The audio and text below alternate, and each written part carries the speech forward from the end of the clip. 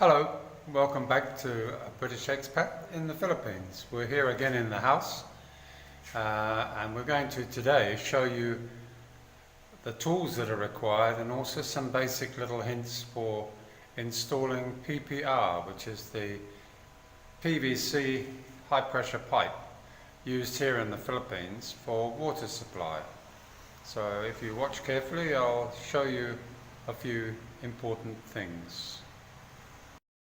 Now I'd like to show you the essential tools that you need for the job. The first thing, of course, is if you haven't got the help of one of these from a friend or a neighbour, you might be able to hire them, but this one here, the fusion tool, is from Fildex, which is the same manufacturer of the pipe system itself. It comes with a metal stand so as to hold it while it's held. Then, like any soldering iron, it supports itself.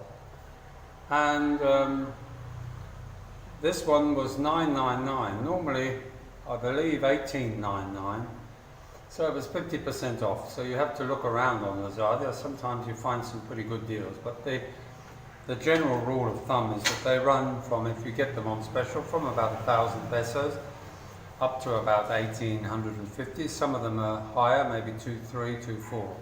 It's up to you which one you have. Now, to cut the pipe, you'll need a hand-operated cutter. It's nothing fancy, it's just basically pressure. It's applied to a piece of pipe and you literally just push and cuts a nice clean joint on the end of the pipe. These are around, I think this is 120. And this is from a company called Tolson. Again, quite a well-known brand here in the Philippines. You will probably need a tape measure, essentially, to ensure you have the right length of pipe. And like I was saying before, when you need to measure, more importantly than the actual piece of pipe, but the actual fitting that it's going into, you'll notice the ridge inside. If you put a pencil in there and you measure it against the tape measure, so it's a little bit over 2 inches. So half an inch exactly would be fine to put your marking on. Now, if you want fittings, you can pay up to say $255, $260 for a shut-off valve of reasonable quality. But anything from 19 pesos or 25, depending on where you buy, for a straight joiner. Again, maybe around 40 pesos for the elbows, 25 some places. Some of the more odd shapes, maybe 60 pesos. But generally speaking, most of the fittings, such as these, that's a straight joiner in there, and a male connection, and that's the same, but female with a female connection, straight joiner and a female connection. You can buy elbows with a male connection and also with a female connection. So most of them you can get plastic shut-off valves. I don't recommend those. I've found that when I have used them before, they're not that reliable. I prefer the screw type one, which you can replace the actual shaft quite easily. So most of the fittings are easily obtained. If you buy them locally in the shop, you may pay a little bit more. But the advantage of buying them on Lazada is that you can pick the packet size. Most of the ones that they have on Lazada, it's not really, by the time you pay for the postage, it's not really worth buying one item. So if you buy them in bulk, like in 4 or 5 pieces to a pack, that's a much more economical way of buying them. And I found that you can make a saving, providing you're prepared to wait maybe a week for the supply. So that's what you really need. You might need a Stanley knife or something to cut and sharpen your pencil, to clear off any burrs that are on things that you're not happy with. A little bit of sandpaper maybe wouldn't hurt, or emery cloth. Apart from that, there's not really anything more that you need in terms of tools, except your trusty friend to hold the tool to assist you to get a good connection. So with that in mind, we'll carry on with the rest of what we have to show you. It pays to purchase in bulk, because you always need a few extra where you make a mistake or something like that. But as an example, these are ones that have been used and no longer wanted, but I kept them because you could actually maybe use them later on.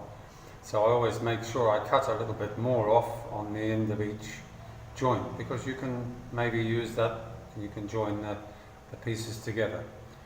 Now, one little trick that I have noticed is that when you come to, oh yes, this one here is another version of the shut-off valve. You can buy them with fancier knobs, which I'll show you later on, that I'm using in the shower area. Now, the one thing that I've found, we recommend on the half-inch one that you count to 6 seconds maximum on the iron. In other words, when you put them in the iron to mold them ready to join, that you count like 1, 2, 3, 4, 5, 6, and then you separate them. And then at that point, because they're both hot and ready to go, you just push them in there together up to the point where the rim, where it has been attached to the iron itself, it creates like a little bit of a melted lip on it. Now, one thing I've noticed in here, in the process of doing this job, and I think it's important, if I stick the pencil in just to give you a guide, as you can see, if I run the pencil inside, it hits the back of the actual elbow. If you look inside the elbow, there's a rim inside there, and when you stick the pencil in, it comes to that point. Now, if you put your finger there, that approximately is ½ an inch, just a little over ½ an inch. Now, before I do the actual heating on the iron, I actually mark just approximately. You could actually measure it. I just put a line there like that. I just put a little line there for that purpose. Sorry about the spit. Anyway, you imagine that this one is hot and this one now is hot. But what I've done is, when you're actually applying it to the iron, I'll bring the iron up so you can see what I'm doing. It's not on, so I'm not burning my hand. When this goes into the fitting, and because it's hot, it just pushes in quite easily. Sometimes you have to just give it a bit of a hard push. But if you only take it to that point, to that line, you push it in to the point where it's starting to create a little lip on the outside, up to that point. If you go beyond that, the problem with that is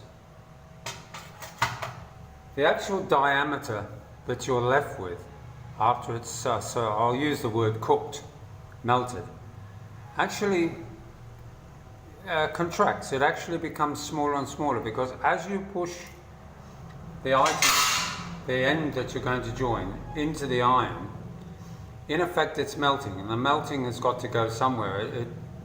It has an effect on the pipe.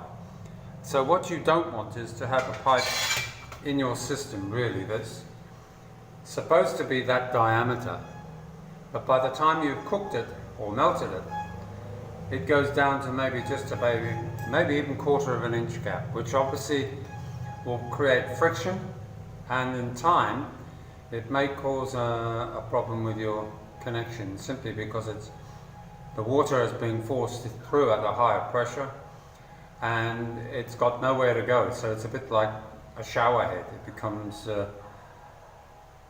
under pressure, I suppose. So my advice always is to mark them, or at least be aware. Another way of doing it is, if you have the line where all of the information is, if you, for argument's sake, put your line where we drawn it, I'll just take it back around there. It doesn't have to have a line, but if you know it's ½ an inch, what you do is you only take it as far as the edge of the 0 or the O. right? So that gives you a guide. But that's a very important thing, because you really don't want your pipes to be construed down to a smaller diameter inside. So if you follow that, you should have a pretty good go. Now the other thing, of course, is you can do it on your own, but it's always good to have somebody who understands the idea that they've got to hold the iron extremely firmly. You have to hold the iron very firmly, because when you take the fittings off the heated iron, you don't want to end up with a bent end when you're pulling it off. You want to be able to separate them. I'll hold it with my hand there. You want to be able to separate them evenly, like that. You want to be able to take them off. So to have a second person there is a good idea. No disrespect to the majority of wives or husbands, but if it's the wife doing the job or it's the husband doing the job, run through a few beforehand, just to make sure that she or he understands that they really have to hold it firmly. If you don't, you will have a situation where the pipes get joined and they're out of there like this at an angle when you want them there. Because the best way to get, well, the only real way of getting them in properly is to put them in level. Sometimes if you put them on the floor, working on the floor, it's much easier, you can line them up. But you don't want a situation where it's too much this way or that way. You want them basically vertical or horizontal to the fitting you're joining. So I will now just show you some of the things that we've done here in Villa Jane, we'll call it, in her home here. And it will show you to the extent of how the system is being used to supply the various parts in a bathroom or a comfort room. So I'll just take you up there. Now in here in the main bathroom we have the connection coming up from downstairs where the supply comes into the house. We've allowed a single access point to the sink bench, just the one water supply. We've also provided a outlet outside for a hose pipe, and here we have one connection down here, which is a female, for the connection of a tap. Not a tap, it's actually a connection for the cistern, which will have a flexi hose underneath the toilet. And next to it we have a connection, again another female, which will have a bidet connection attached to that. And then further along we have one for the bathtub that's going to be here. I haven't yet worked out exactly how I'm going to get hot water in here. We may well have solar, but at the moment it'll just be cold water. No, not a cold bath, but just cold water at the moment. And like I was saying earlier, there are different versions of shut-off valves. They have ceramic valves inside, and that's there for a flexi hose to go up what will be an electric heater for the shower. So that's the layout here in the main bathroom upstairs. Now we're in the ensuite. There's the supply coming up again from downstairs. We yet have to put a... Oh no, that's right, we have allowed for that. No, we haven't. We have to put a junction in there for the connection to the cold water supply for the sink.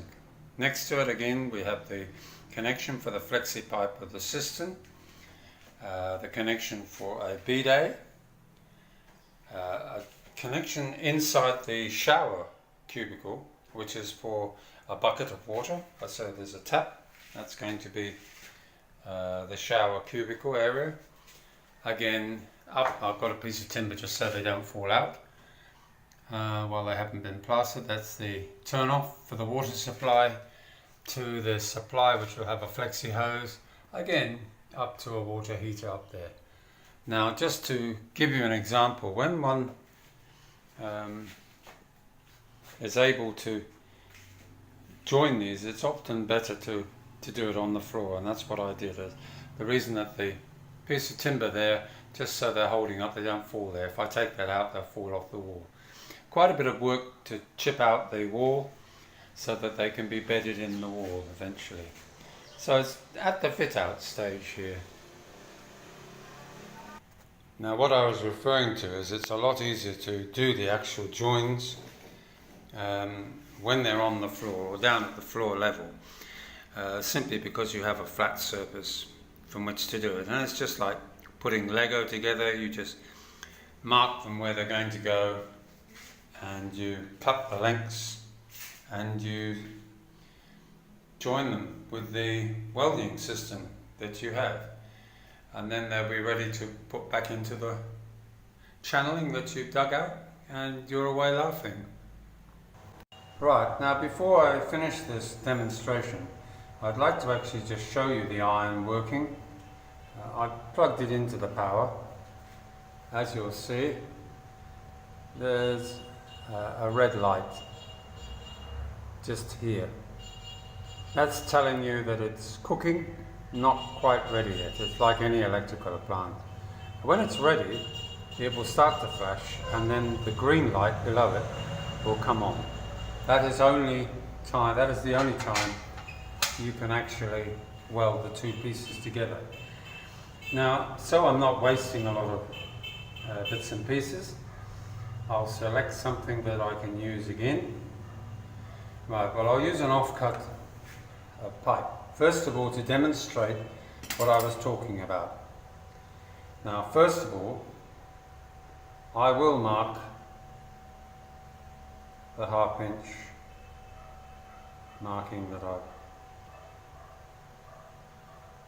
that I intended to go no further than.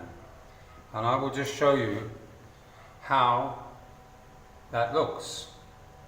Then I'll also stick it in on the other end, and I'll just let it push it in to the point where I'm not really too concerned. I'm just pushing it in and maybe getting a bit contrary, and you'll see what happens to the end of the pipe when you do that. So if you bear with me a little while, I'll just turn it off in the meantime. Right, the light has suddenly come on green, so therefore we can proceed. Now, I'm on my own, so I will probably do my best to show you. I'll do it holding one hand. Right, now, this is what you do. There's your line. All you do is you push it in. Give it a little bit of a wiggle, and it will slowly get down to that line. You'll notice that while you do it,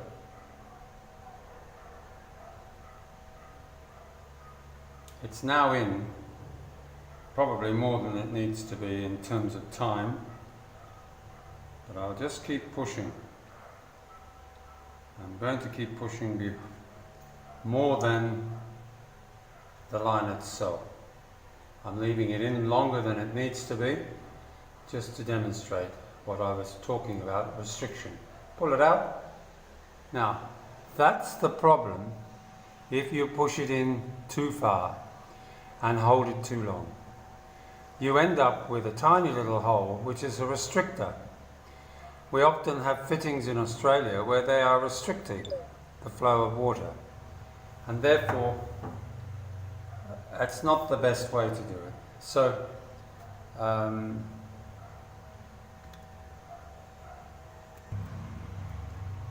now that is the same method, and that is what you end up with if you follow the 6-second rule and you push it in for the ½ inch, just under ½ inch. Because what you want is, you want that little lip.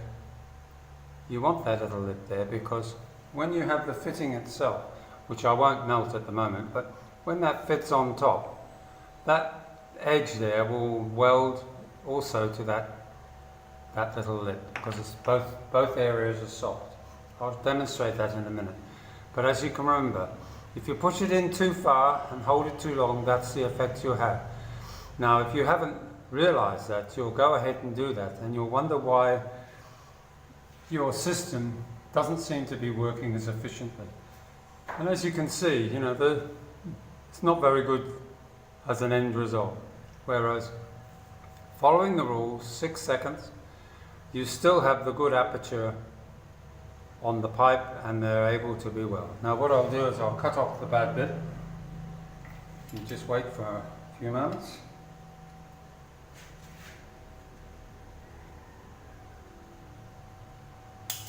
Right, now I'm going to pick a fitting that I've used before. We'll take this old T because I can cut that off afterwards too.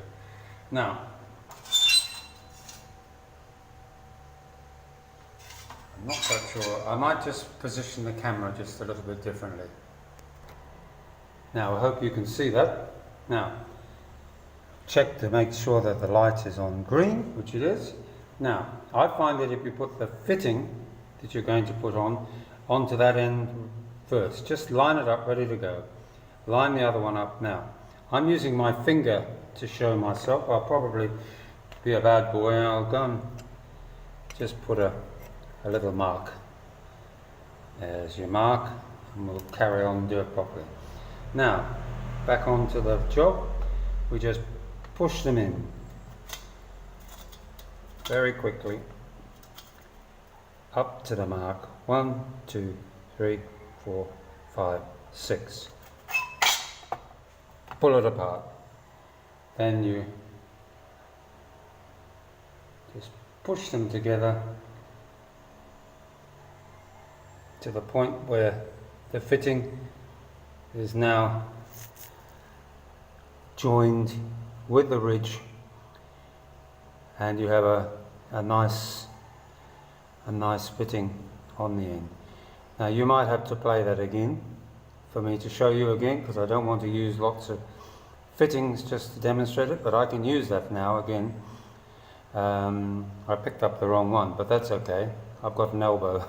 Now one suggestion would be, and it's just a thought I thought, now if we all think about how the old thumbtack, the old on the board to hold things onto, I was thinking probably one way of doing it is obviously it would be a good idea to make a plan showing roughly the directions and where the locations are of all of the joins, so that if there is a problem with a join, you can locate them fairly easily. As I'm the one that's put it in, obviously while I'm alive I know where they are approximately, but when I'm up and gone or somebody else has the house, I was thinking if you get a thumbtack with a fairly long pin, and if you do an accurate measurement as you're putting up the plasterboard, what a good idea would be to put just a thumbtack onto the ceiling everywhere where there's a join. Now that might, in this case, there'll be sort of like 1, 2 in this room, 1, 2, 3 in the kitchen area, and a further one, 2 in the comfort room. Now, by doing that, it enables you with plasterboard, if there is a leak, you will see it eventually. And the easiest way to locate it will be just to cut a hole, and it's always a lot easier to fix plasterboard if there's a hole than it would be with plywood. So if you do that and you paint them at the same colour as the ceiling, you might have some picky neighbour or a good friend who suddenly says, "John, what's the round thing on the ceiling there?" Of course there's always someone who will spot them, but I think generally speaking you won't really see them, but it will enable you in the future, if there is a problem, to locate where the likelihood of a join breaking or tripping from. So just an idea. If we have to show you how to patch a hole in a ceiling like that, that will be in a later video when I get the plasterboard up. But anyway, I hope this has been of some help to you, those that are planning on using the PPR white pipe, high pressure pipe, for their home, because we don't have a great pressure here megillion. And so we're going to have an auxiliary pump outside which will allow, it will be pre-primed, which will have what would you call it, a balloon which supplies a certain amount of pressure already in there. And it's operated every time you turn a tap on, the pressure is always there. So it'll enable the pressure downstairs and upstairs to be the same, which is handy when you're having a shower upstairs and somebody downstairs is washing the dishes. And you go, especially if it's hot water. So anyway, I hope you've enjoyed watching this. If there are any questions you need to ask, don't forget to drop me a line. You can either email me or just put it in the comments. So like, share and comment. Thanks for watching. Bye now.